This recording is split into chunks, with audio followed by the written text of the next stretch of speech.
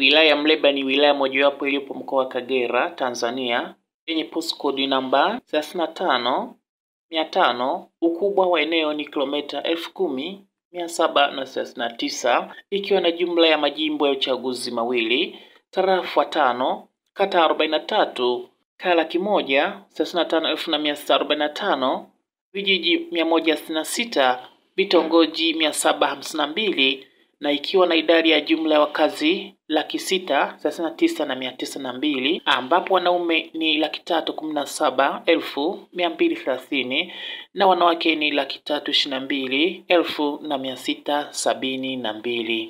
Muleba ilikuwa tarafa ya Bukoba, ikaanzishwa kama wilaya pekee mwaka 1984. Wilaya ina tarafa 5 za Muleba, Kimwani, Shamba, Izigo na Kamachumo. Eneo la wilaya nchi kavu ni kilomita za mraba 3444, pamoja kilomita za mraba 7295 za maji ya ziwa Victoria, zikiwa pamoja na visiwa 38 na visiwa vyenye makazi ya watu ni visiwa 26. Wastani wa ukubwa wa kaya, yani household size, ni 4.7. Asilimia ya ongezeko la watu kwa mwaka, yani population growth, ni 3.4. Idadi ya kata zilizopo visiwani ni 5, ambazo ni Gozba, Kerebe, Ikuza, Mazinga na Bumbire. Na hii ni kwa mujibu wa takwimu za sensa ya watu na makazi ya mwaka 2022. Baada ya serikali kupitia kwa waziri wa afya Mheshimiwa Umi Mwalimu mnamo 21 Machi 2023 kutangaza uwepo ugonjwa wa Marburg katika mkoa wa Kagera, magharibi mwa Tanzania, baada ya vipimo vya maabara kudhibitisha, ambapo hapo awali hakujulikana ni ugonjwa gani uliosababisha watu 5 kupoteza maisha kati ya 8 waliougua kata ya Kanyangereko wilayani Bukoba, huku mgonjwa wa kwanza akibainika kutoka katika kisiwa cha Goziba. Ndugu wananchi, uchunguzi ambao tumeufanya katika maabara yetu ya taifa ya afya ya jamii, National Public Health Laboratory, umethibitisha uwepo wa virusi vya Marburg ambavyo vinasababisha ugonjwa unaojulikana kama Marburg viral disease. Timu ya wataalamu afya 12 pamoja na askari wa maji wawili ilitumwa kwenda kisiwa hicho kufanya utafiti, ufuatiliaji na utoaji wa elimu ya magonjwa mlipuko ikiwemo Marburg kuanzia Machi 25 hadi 27 mwaka 2023. Emmanuel Mwakapasa ni mtaalamu wa ufuatiliaji wa magonjwa kutoka Wizara ya Afya. Alisema Wizara ya Afya kwa kushirikiana na wadau mbalimbali ikiwemo UNICEF, WHO, usafiri wa meli ya matibabu ya Jubilee Hope chini ya kanisa la AIC Tanzania na Dayosisi ya Geita, imefanikiwa kufikia makundi mbalimbali ya watu ambao ni jumla ya 2249, ikiwemo wavuvi 1300, wananchi 900 pamoja na hudumu wa afya ngazi ya jamii 28. Kwa majina naitwa Emmanuel Mwakapasa, ni mtaalamu wa ufuatiliaji wa magonjwa kutoka Wizara ya Afya. Kuna timu ya wataalamu ambao wametumwa kwenda katika visiwa vilivyopo halmashauri ya wilaya ya Muleba katika ziwa Victoria, kwenda kuweka hamasa kwa wananchi, kuhakikisha kwamba wananchi hawa wanaelewa ugonjwa huu jinsi unavyoenezwa, waweze kutoa taarifa za wagonjwa wanapojitokeza, lakini pia na kuchukua hatua madhubuti za kuhakikisha kwamba wanajikinga usipate magonjwa hayo, ikiwa ni pamoja na kuhakikisha kwamba wananawa mikono mara kwa mara, kuweka sehemu za kunawia mikono katika sehemu za public za jamii, lakini pia kwenye majumba pamoja na maduka na sehemu mbalimbali, lakini pia kuhakikisha kwamba hakuna misongamano ya watu, kuto kushikana mikono, kuto kusalimiana kushikana mikono, kuto kukumbatiana wala kubusiana, kuhakikisha kwamba wanachukua hatua madhubuti za kuhakikisha kwamba ugonjwa huu sasa hauenei katika nchi yetu. Kwa hiyo timu ya wataalamu imetumwa na timu ilienda, na timu hii ilikuwa na timu ina watu 14 ambao wameenda kwenye hivyo visiwa, na mambo ambao wamefanya mojawapo ilikuwa ni kutoa elimu kwa wananchi. Jumla ya wananchi zaidi ya 2000 wameweza kupewa elimu hiyo ya kukabiliana na ugonjwa huu, kutambua ugonjwa huu, lakini pia kuchukua hatua madhubuti za kuweza kuzuia usisambae. Hivyo timu ya wataalamu ilitumwa kwa mara nyingine mwishoni mwa mwezi Mei 2023 kwenda visiwani kufanya utekelezaji wa maazimio ya uchunguzi uliofanyika hapo awali na timu iliyotangulia. Maazimio ya timu ya awali yalikuwa ni pamoja na kuweka mazingira utayari wa kukabiliana na milipuko mingine ya aina hiyo ambayo ingeweza kutokea, ikiwa ni pamoja na kuwajengea watumishi na wananchi namna ya ufuatiliaji na utoaji wa taarifa, mbinu za kuzuia na kupambana maradhi na kusambaza vifaa kinga vya magonjwa ya mlipuko. Timu ilitembelea jumla ya visiwa 13 vilivyomo katika kata 5 za visiwa vya Muleba ambazo ni Goziba, Kerebe, Bumbire, Mazinga na Ikuza, ambazo kwa pamoja zina jumla ya zahanati 9. Mganga mkuu wa halmashauri ya wilaya ya Muleba, Dr. Gisakadeo, ni miongoni mwa timu waliofanikiwa kwenda visiwani kwa awamu ya pili, ambapo akiwa kisiwani alitumia fursa hiyo kuasa Watanzania kuendelea kuzingatia kanuni za afya, ikiwa ni pamoja na kuyaweka mazingira katika hali ya usafi ili kujikinga na magonjwa ya mlipuko. Ili tujikinge na magonjwa yote tunahitaji kuweka mazingira yetu safi. Tunapata changamoto ya magonjwa ya malaria kwa sababu ya mazingira yetu kutokuwa safi. Kwa sababu ya kutolala kwenye neti na kujikinga na mbu waenezao malaria. Leo tunazungumza mabagi, tunazungumza kunawa mikono. Utakaponawa mikono ujikingi na mabagi tu, utajikinga na magonjwa ya tumbo, kuhara, kipindupindu na magonjwa yote yatokanayo na kula vyakula visivyo safi. Si ndio? Lakini la mwisho nizungumzie kwa akina mama. Akina mama kuwahi kliniki. Tunajua kata yetu ya Bumbire ina kituo cha afya, tuhudhurie kliniki mapema, lakini tuwapeleke watoto kupata chanjo za kujikinga na magonjwa mbalimbali. Nao baadhi ya viongozi mbalimbali katika visiwa hivyo, akiwemo afisa mtendaji wa kata Kerebe Kanali Seif Muya, diwani kata Kerebe Sudi Saidi Seif, pamoja diwani wa kata ya Goziba Mataba, wakazungumza namna serikali ilivyochukua hatua katika kukabiliana na magonjwa ya mlipuko. Kwa majina naitwa Kanali Seif Muya, ni mtendaji wa kata hii ya Kerebe. Tuna mwingiliano mkubwa wa watu wanapokuwa wanaingia na namna ya kucontrol. Tunajitahidi kwa asilimia kubwa, lakini hatuwezi control kabisa.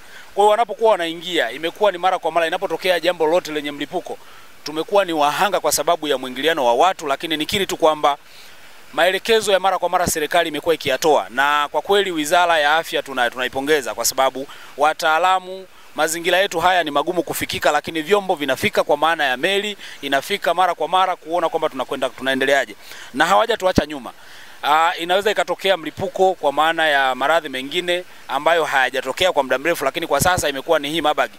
Wamechukua tahadhari na haraka sana, hatua wamezichukua, wamefika, wametupa tahadhari zote, na inapotokea sasa tukaona na sisi kunakuwa na mambo ambayo hayajaeleweka, tumekuwa tukitoa taarifa mara kwa mara. Lakini jambo la kumshukuru Mungu mpaka sasa, kama ambavyo nimesema, baada ya ile semina na tahadhari zote ambazo wametupatia, hatujapata kesi yoyote ya mtu yeyote kwamba sasa ugonjwa upo. Mimi naitwa Sudi Saidi, ni diwani wa kata ya Kerebe. Kata hii ipo kisiwani. Kwa maana hiyo tunamshukuru sana Mheshimiwa Rais. Mheshimiwa Rais amefanya jambo la maana kutuangalia na sisi watu wa visiwani.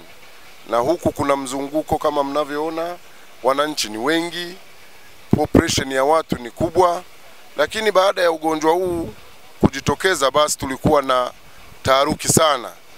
Tumekuwa na mshtuko mkubwa, lakini niseme tu ni wapongeze wataalamu kutoka Wizara ya Afya, kutoka mkoa, kutoka wilayani. Kwa kweli wamefika kwa wakati, elimu tumepata, wametupa elimu ya kutosha, na vitakasa mikono vyote tumezingatia kwa kufanya mikutano.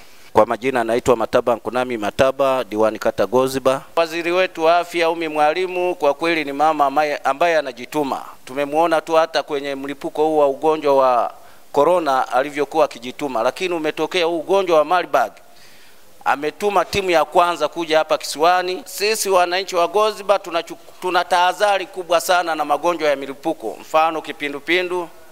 Wananchi wa Goziba tumejitahidi kujenga vyoo vya kisasa ambavyo ni vyoo vya kisasa ambavyo ni vyoo vya maji.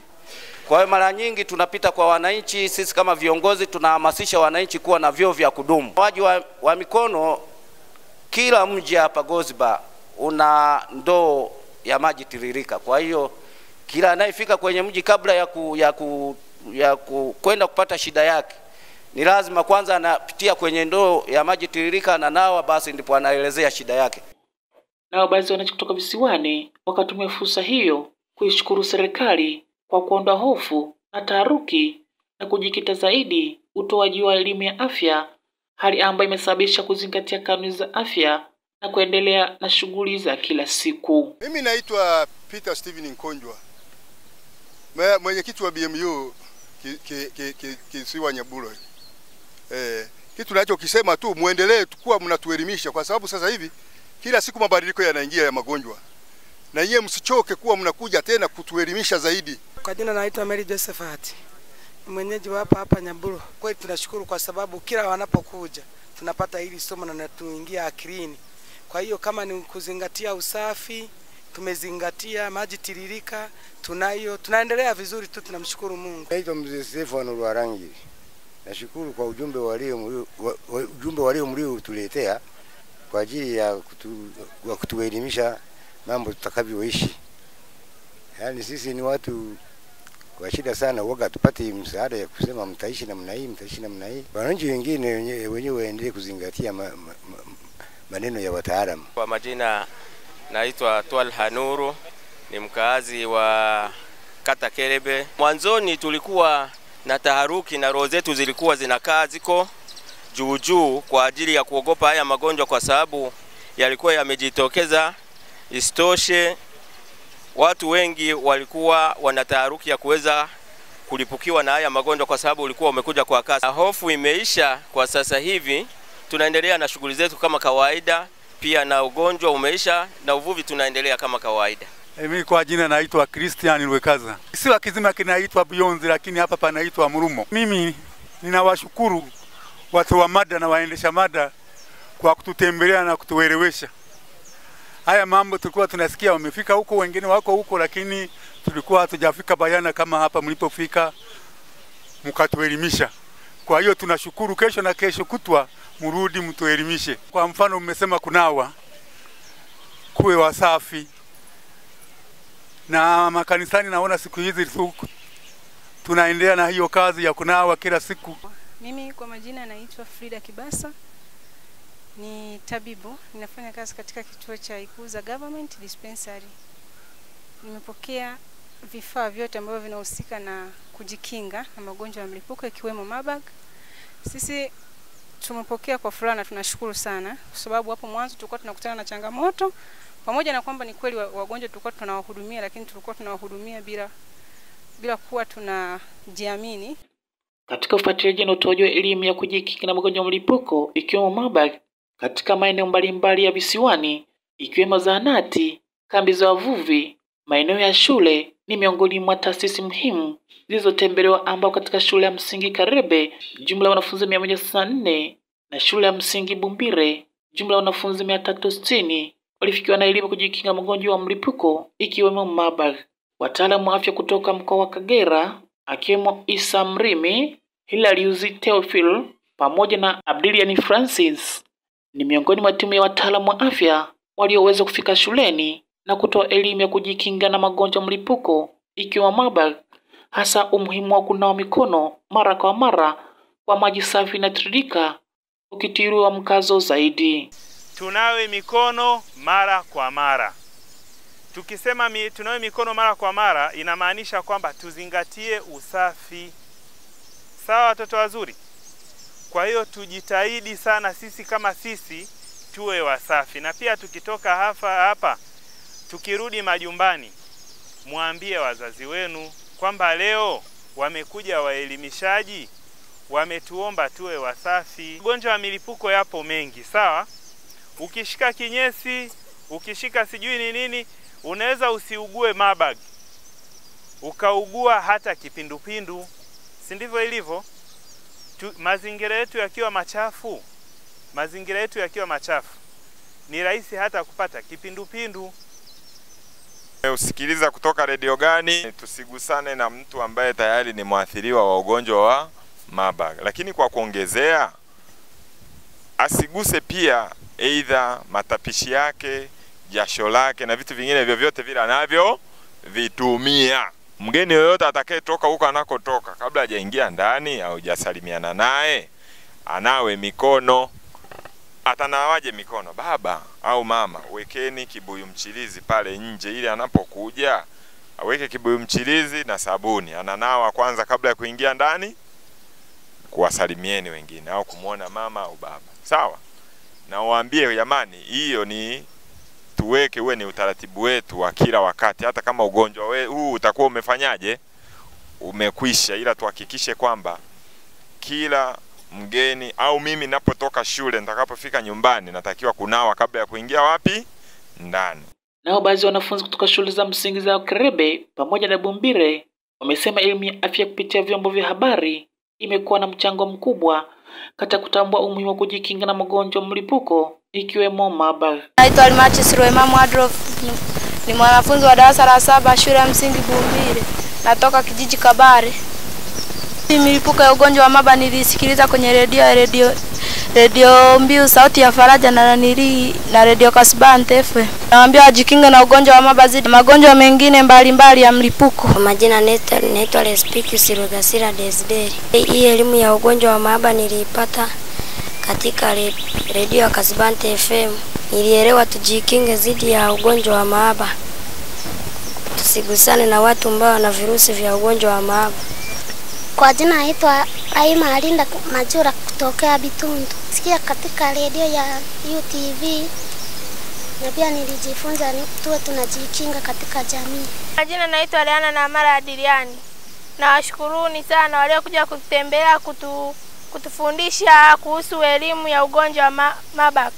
Tunabidi tuwaelimishe wengine ambao kuwepo wa kuhudhuria, kuwaelimisha ambao wako mitaani pia ili wajikinge na magonjwa ya Marburg. Kunawa mikono mara kwa mara, kuepuka msongamano, kushika vifaa ambavyo ametumia mtu mwenye ugonjwa wa Marburg. Kwa majina naitwa Arnold Buberwa Samuel, darasa la 6. Jinsi ya kujikinga: kuepuka misongamano, kuepuka kushika vitu alivyotumia mgonjwa mwenye maradhi ya Marburg. Tumeelewa kujikinga kwa magonjwa yote hatarishi. Na hapa mganga mkuu wa shauri la Mleba Dr. Kisaka Deo anatumia pia fursa hiyo mafanikio ya ziara hiyo kwa tukitembelea kata 5 za Muleba zilizoko visiwani, kwa kuanzia kata ya Goziba, kata ya Kerebe, kata ya Bumbire, kata ya Mazinga na leo tumemalizia kata ya Ikuza, tukitoa elimu ya kupambana na kudhibiti magonjwa ya mlipuko, hasa ugonjwa wa mlipuko wa Marburg ulioko katika mkoa wetu wa Kagera. Tulikuwa tukifanya ufuatiliaji wa wahisiwa na jinsi ya kuibua wahisiwa na wale wote wanaosadikika kuwa na dalili zinazoambukiza ugonjwa wa Marburg. Takribani watu 2000 tumewafikia katika kata hizo. Tumeangalia muendelezo wa jinsi ya kujikinga na ugonjwa wa Marburg katika jamii, lakini na katika vituo vyetu vya afya.